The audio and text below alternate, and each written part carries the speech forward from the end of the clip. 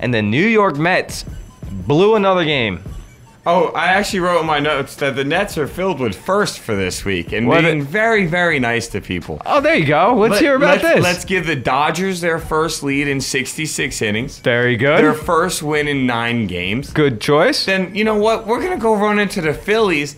We're going to let Cliff Lee get his first win of the season. Nice. And let the Phillies end a 6-game win streak. Yes. Or losing streak.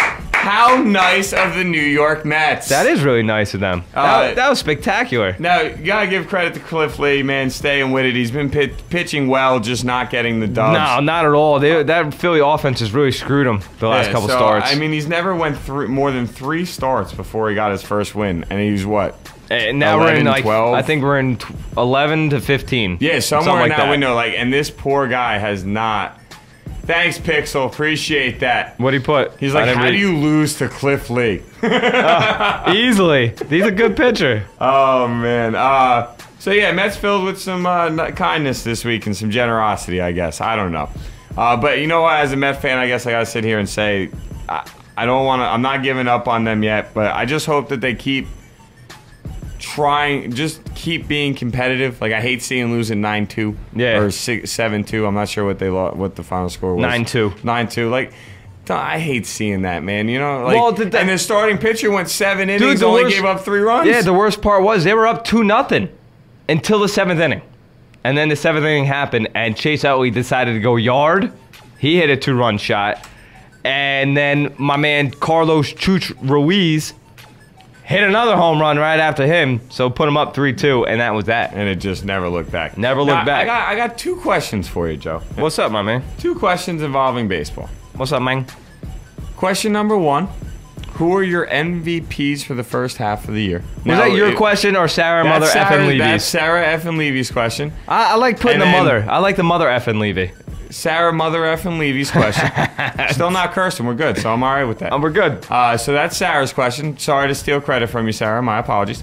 So that's question number 1. And then question number 2 is, Pixel puts in the chat room, All-Star break can't get here quickly enough for Mets and Yankees. My question is, name me 2 teams, one from each conference, outside of the Mets and Yankees, who need the All-Star break, who just need a little break from baseball. You know what I mean, to reset things, get the mojo flowing again, and try to make a push. I'm gonna have to go. Let's go first question first. The MVPs right now. I'm gonna have to say from the National League, there's a couple different people you could go with. You can go with David Wright. David Wright is batting .350. He's got about 10 home runs, 55 RBIs, and is a huge reason as to why the Mets are where they are. You can go Joey Votto. He's batting .350 as well. He's got 14 home runs, 47 RBIs. But I'm actually going to give it to Andrew McCutchen on the Pirates right now. Andrew McCutchen is tearing it up, dude. He leads the league in batting, hitting .360 right now. He has 16 bombs, 54 RBIs, and 14 stolen bases.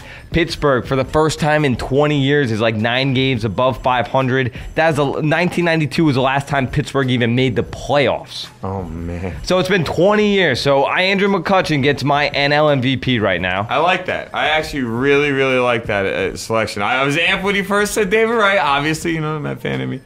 But even I know what McCutchen's doing this year, and we all know how little McCutchen is tearing it up. And in first place by a full game. Yeah, ridiculous, dude. And wow, AL, there's a bunch of different people. I mean, you got Robinson Cano tearing it up now. He has 20 home runs, he's batting like .310. He's starting to get into his groove. You have Miguel Cabrera still putting up a great year. He's got 18 home runs, 68 RBIs, batting .323. Yeah, Paul Konerko batting really well. Josh Hamilton. I think that's where I'm going though. I think I'm gonna give it to Josh Hamilton right now. Man, they show the whack he sent. Dude, he's got 26 bombs, 74 RBIs, and he's batting .318. And we're not even at All-Star break. Wow, dude, that is unbelievable. He's playing lights out. And you know what? And you got to be happy for him considering what he dealt with really early in the year. Didn't he have he had a drink? He got caught. He was drinking or something and got himself in trouble. No, I think that was last year when the kid's father died. He threw a ball up into the stand, and the father couldn't catch it, and he fell over. So there was reports, I think a couple weeks after that incident, that like, you know, he was drinking again, but he's all right. Blatantly, he's okay. He's on a contract year, man. He's looking for. He's doing this thing. He's looking for dough. Pixel puts comeback of the year for Adam Dunn. Oh, absolutely. I like that. Absolutely comeback player of the year. Even though he's only batting like 200, but he still smacked like 25 home runs. He's playing relevant baseball. Yes, he's not you know, a waste of a lineup spot. That's for sure. And now you brought up a good question. The two teams. Well, I saw Pixel put that, and I'm like, you know what? We can put a twist on that. I like that. You know, two teams. I mean, if you want, I can throw two teams out there real quick. Well, I'm going to put out Detroit because they're still in third. They haven't played all that great this year. They're 2 games under 500 and really were the heavy favorites in this AL Central.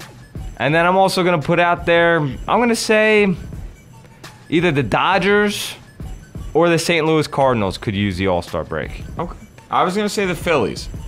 I felt like the Phillies could use that break, get some guys back, hopefully. I mean, realistically, because they are getting back Ryan Howard. You got Roy Halladay coming back in a few weeks as well. But I don't want to say they're done. No, I don't mean done, but I just mean they wouldn't mind the break, you know? I only went with the Dodgers because they need Kemp and Andre Ether to come back, especially Kemp. Kemp's the heart and soul of that lineup. They need to get healthy, and you know they let Arizona and San Francisco creep back into things for the NL West. And St. Louis, again, they need to get healthy too. St. Louis is 2.5 games out of first. Chris Carpenter hasn't pitched all year. They've had rotation issues this year, as well as Lance Berkman being out. So they could definitely use the All-Star break. All right, see, that's what I'm talking about. See, this is why we need y'all in the chat room and throw in a little bit. Sarah puts the Oakland A's maybe as an option. That's the Giants. The A's? The Giants specifically have Timmy Lincecum. Oh. Sarah F. and Levy, I love you, sweetie. Oh, okay, so it's not that I'm misreading that. I think she might have the two teams mixed up. Okay. I think. I hope you did, Sarah, because then I look dumb. I'm just kidding. Whatever. I think that's what she's talking about. Also, the New York Yankees finally won a game in Tampa Bay, baby. Yeah! Won a game in Tampa. It's about bloody time. It's been a while. 10 games, bro. It's been a while. 10 games. Ridiculous. And it's all good, Sarah. I only expect you to know the Yankees, not all of baseball. It's all good, baby. But the Yankees won 4-3 over Tampa Bay as the Yankees stopped a 9-game losing streak in Tampa Bay. Starting pitcher David Phelps pitched 4 1/3 inning, only giving up 2 hits, 1 earned run, and dominated Fools by striking out 8 clowns in 4 innings. It looked like the Yankees were about ready to lose their 10th straight game yesterday, Dave.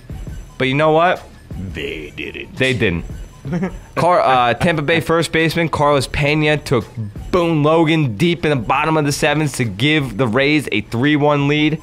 But the Yankees remained patient. Something you need to do in MLB The Show 2012. RTTS, baby. Really? They remained You're going to tell patient. me to remain patient? Yeah. 11 runners on base? Hey, man, I've only played the game how many times? How many times? I haven't played the game in 3 years, bro. Oh, look, yes. I was like 2 hours in when you got there. There you go. That's also true, I had too. my batting practice and still no skills. There you go, brother. Like I said, though, the Yankees remained patient throughout the game. Finally, the Rays relieved starting pitcher David Price, who was looking for his 12th win of the year. They brought in ex-Yankee Kyle Farnsworth. And what happens to Farnsworth? He walks people. He proceeded to walk Eric Chavez.